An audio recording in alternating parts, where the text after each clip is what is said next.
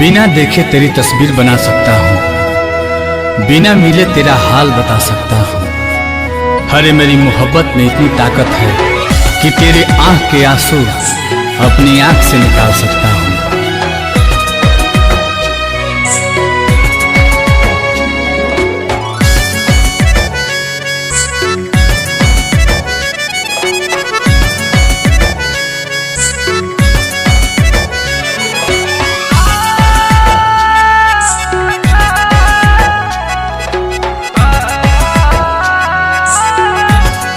बिछड़ के कोपल तोहसे जियल बाटे गवारा हो।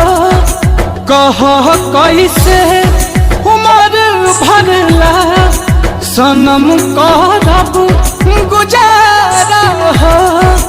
रोता दिल बेचारा हो, होई प्यार ना दोबारा हो, होई प्यार ना दोबारा हो, होई प्यार ना दोबारा हो, होई प्यार ना दोबारा हो।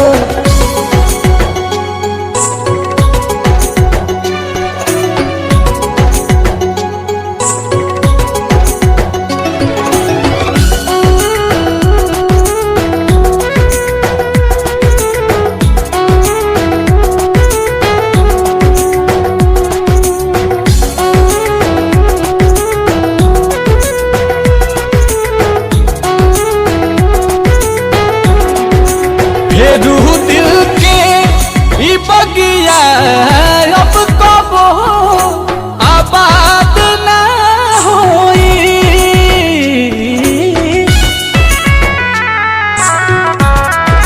सिवा तोहरा रहे ना प्यार कबो तहरा बात ना होई।